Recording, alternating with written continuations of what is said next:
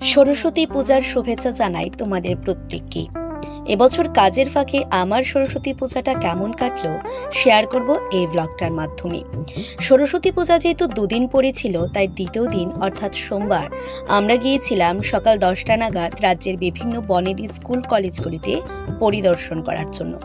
আর সেখানে আমি যেমন দর্শন লাভ করি মায়ের, তেমন তোমাদের সঙ্গে ভাগ করে নেওয়ার জন্য কিছু ক্যামেরা বন্দি করেছিলাম। তো সর্বশেষ পরিদর্শন ছিল আমাদের মহারাজা বীর বিক্রম কলেজ, যেখানে পরিদর্শন শেষে আমরা কিছুটা সময় কাটাই, ছবি ভিডিও নেই, তারপর সেখান থেকে সোজা চলে যায় আমাদের অফিসে। আমাদের অফিসেও এবছর পূজা হয়েছিল, কিন্তু আমি থাকতে পারিনি ভাগ্যক্রমে।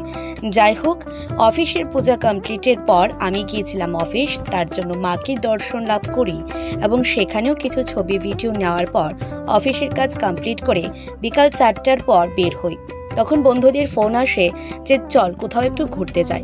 তখন আর কি ঘুরবো বলো, সারাদিন তো চলে গেল এভাবেই। তাই গেলাম একটু ফেয়ারে, অর্থাৎ আমাদের যে মেলা হচ্ছে বাণিজ্য মেলা, সেখানে গিয়ে ধরো হাফ আওয়ার বসার পর দেখলাম সন্ধে হয়ে গেল। তারপর সেখান থেকে বের হয়ে যাব। সারাদিনে আমার থোবরাটা দেখানোর এক ফোটোর সময় পাইনি। এখন ভাবলাম তোমাদের সাথে শেয়ার করি সেদিন আমি কি পরেছিলাম। পিঙ্ক কালার আর হোয়াইট কালারের কম্বিনেশনের শাড়ি পরেছিলাম এবং নর্মাল সাজগোজ। তারপর আমাদের সঙ্গে জয়েন করে সাহেব, ও বলল ও একটু বের হবে আমাদের সাথে। জিএস, আকাশ, সাহেব আর আমরা চারজনই সেদিন একটু ঘুরেছিলাম বললেও ভুল হবে।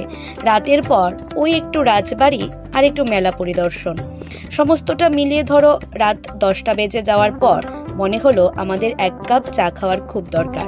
তাছাড়াও আরও বিভিন্ন কিছু খেয়েছিলাম, ছবি ভিডিও নেওয়ার মতো আমার আর এনার্জি ছিল না। তারপর চলে যাই সোজা এই মন্দিরটাতে, যেখানে মূর্তিটাকে দেখব বলে। সকালে সর্বপ্রথম আমার পরিদর্শন ছিল এই ক্লাবটাকে কেন্দ্র করে, কিন্তু তখন আর ভিডিও নিতে পারিনি।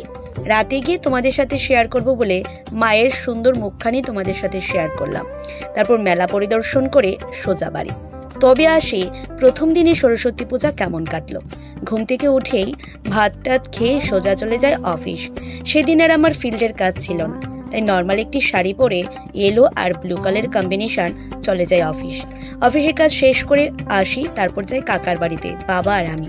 এই যে পূজাকে তোমরা অনেকেই চিনো, তো পূজাদের বাড়িতেই সেদিন আমরা গিয়েছিলাম। কাকার বাড়িতে অনেকটা সময় কাটানোর পর বাড়ি চলে যাই একটা মায়ের পুজোতে। সেখানে প্রসাদ গ্রহণ করি, তারপর দিনটা এইভাবেই কাটাই।